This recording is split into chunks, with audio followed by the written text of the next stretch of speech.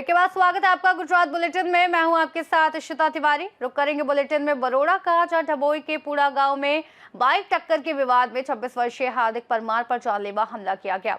अगली खबर भी बरोड़ा से है, जहां 7 साल बाद डभोई करजन प्रताप नगर ट्रेन सेवा कल से फिर से शुरू होगी। ऐसी तमाम खबरों पर विस्तार से करेंगे चर्चा। अहमदाबाद ग्रामीण सांसद के गांव का विकास अब सिर्फ कागजों में ही दिखाई देता है। खासकर खोड़ा, छारोड़ी और डोडर जैसे गांव जो साणंद GIDC एरिया से थोड़ी दूर पर है, यहां सड़कों पर बड़े बड़े गड्ढे हैं, जिससे लोगों को आने जाने में परेशानी का सामना करना पड़ता है। हर साल भारी बारिश के समय सड़कें बह जाती हैं और गांव में आवागमन लगभग बंद हो जाता है। गांव वालों का कहना है कि सड़कें सरकार से मंजूर हो चुकी हैं, लेकिन निर्माण क्यों नहीं हुआ, इस पर अभी तक कोई जवाब नहीं मिला।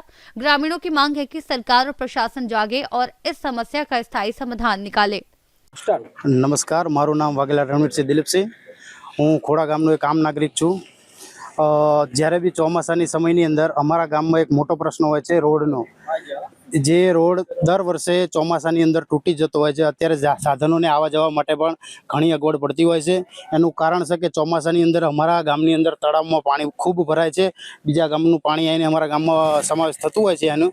હવે એના કારણે રોડ ઉપર પાણી આવી જાય છે અને જે તે સમયે આ પાણીને જવા માટેનો કોઈ નિકાલ છે નહીં। એના કારણે તળાવ તૂટે ત્યારે 500 થી 600 વીઘા ખેતરનું નુકસાન થતું હોય છે। જે ડાંગરનો પાક હોય બધો નિષ્ફળ જતો હોય છે। તો તંત્રને અમે ઘણીવાર રજૂઆત કરેલી છે, જેમ કે TDO સાહેબ આવેલા છે, તલાટી સાહેબને બી કીધેલું છે, સરપંચ દ્વારા બી કીધેલું છે, પણ કોઈ એનું નિરાકરણ લાવતું નથી। તો અમારે તંત્રને નમ્ર વિનંતી છે કે આનો કાંક ઉકેલ લાવે અને આનું કાંક અમારું રસ્તા માટેનું અમારું જે છે એનું નિકાલ કરે।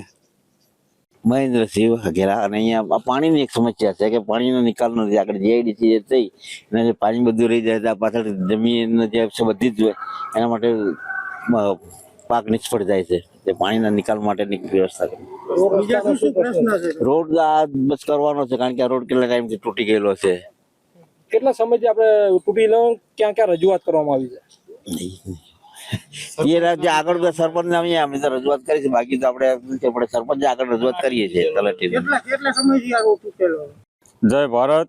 મારું નામ હિતેશભાઈ સોલંકી છે અને આજે અહીંયા ખોડા ગામની મુલાકાત દરમિયાન ગામના યુવાનો દ્વારા જે ફરિયાદ મળી છે કે ભાઈ હાઈવેથી લઈ અને ખોડા ગામ સુધીનો જે બિસ્માર રસ્તો આજે અમે જે જોયો છે, તો એના માટે અમે આજે તંત્રને આંખ ખોલવા માટે થઈને અમે આ કાર્યક્રમ કરી રહ્યા છીએ કે ભાઈ અહીંયા રસ્તો 2022માં મંજૂર થઈ ગયેલો બોલે છે, 2024ની લોકસભાની ચૂંટણીમાં પણ મંજૂર થઈ ગયેલો બોલે છે। જે રસ્તાની ખરાબ હાલતના લીધે આજે આટલો બધો વિકાસ સાણંદ તાલુકાનો જે તંત્ર બતાવી રહ્યું છે, અહીંયાથી 500 મીટરે સાણંદ GIDCનું અંતર છે, પણ ખરેખર ગામમાં પાયાની સુવિધા પહેલાં તો રસ્તાની જ તકલીફ છે, બીજું કે 40% જે કપાત અહીંયા જે આવે છે ઓર્ડરની, તો ગામના જે લોકો છે બાપ દાદાઓએ સાચવેલી જે જગ્યા છે, તો તંત્રને વિકાસના કાર્યો માટે 40% કપાતની જરૂર નથી। જેમ ભાઈ જુનાગઢ અને વિસાવદરમાં તંત્રએ 15% ઓછી કરીને 25% જે કરી છે, તો અહીંયા પણ અમારી ગામ લોકોની સમસ્ત ખોડા ગામના જે વતનીઓ છે એ બધાના વતી અહીંયા પણ એક રજૂઆત છે કે ભાઈ 40%ની જગ્યાએ તંત્રને ખરેખર અહીંયા 25% કપાત કરવી જોઈએ અને આ જે રસ્તાઓ છે એ રસ્તાને વહેલી તકે અહીંયા કામ ચાલુ થાય એવી તંત્રને समस्त खोड़ा ग्राम तरफ थी विनती है। जय भारत। अहमदाबाद से सीनियर संवाददाता योगेश गोस्वामी की रिपोर्ट। डभोई तालुका के पुड़ा गांव में बाइक टकराने को लेकर हुए झगड़े में 26 वर्षीय हार्दिक विनोद भाई परमार पर जानलेवा हमला किया गया। हार्दिक अपने गांव गया था और क्रिकेट खेलने के बाद अपनी बाइक से घर लौट रहा था, तभी उसकी बाइक गांव के ही अर्पण की बाइक से टकरा गई। इसके बाद अर्पण और उसके परिवार के साथियों अल्पेश, अमन, गिरीश, हरेश, त्रिभुवन और मीना ने हार्दिक को डंडों और पाइप से पीटा और पैर में रस्सी बांधकर उसे जमीन पर घसीटा और दाहिना हाथ फ्रैक्चर कर दिया। इस घटना में हार्दिक ने गांव की एक महिला समेत 7 हमलावरों के खिलाफ जाति सूचक टिप्पणियों, सार्वजनिक अपमान और जान से मारने की धमकी देने के आरोप में शिकायत दर्ज कराई है। मैं पहली तारीखे गामडे गयो तो पूरा त्याथी मंदिरे गयो, मंदिरेथी घरे गयो तो मारा जमवा माटे। पछी त्याथी मारा फ्रेंड लोग मैच रमता था तो मैच रमवा गयो। त्याथी घरे आवती घड़ीए रस्ता वच्चे मीनाबेन करीने रस्ता वच्चे ऊभा था તો મારા બાઇક લઈને ત્યાંથી ઘરે જવું તો એકદમ વચ્ચે મેં બાઇક જવા દીધો તો એકદમ વચ્ચે ઊભા થઈ ગયા. તો મેં એમ બાજુમાં રસ્તો ત્યાંથી બાઇક કાઢતો હતો તો એક અર્પણભાઈ ઊભા હતા બાજુમાં બાઇક ચાલુ કરીને જ.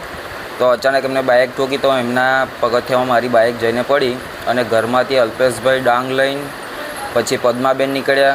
જે મારો મોબાઈલ પડ્યો તો પદ્માબેને મોબાઈલ લઈ લીધો મારો અને અલ્પેશભાઈ ડાંગથી મારવાનું ચાલુ કરી દીધું. પછી અલ્પેશભાઈ ગિરીશભાઈ મારું પાકીટ જે હતું બધું પડ્યું લઈ લીધું એમને. પછી તમે કોને પૂછો વચ્ચે પછી ગોળ રાઉન્ડ સર્કલ કરીને બધો મારવાનું ચાલુ કરી દીધું. એક મુન્નાભાઈ હતો, પછી ગિરીશભાઈ, અલ્પેશભાઈ, અર્પણ, પછી ત્રિભુવન, એ બધાએ ગોળ એ બાઇક તો એ કમ ઠૂકી એમ એ કારણે ગોળ રાઉન્ડ કરી માર્યો. પછી જમણા પગે દોયડું ભરાઈ દીધું મારા. દોયડું ભરાઈને ઘસેટ્યા પછી થાંભલે બાંધ્યો અને ત્યાં માર્યો. અને પછી એ પદ્માબેન હતા એમને મને મારા મેન પોઈન્ટ પર લાતો મારી. મીનાબેને બી લાતો મારી. પથ્થર બી માર્યો. એ આગળ બે મને હોલ પડી ગયા છે. પથ્થર માર્યો.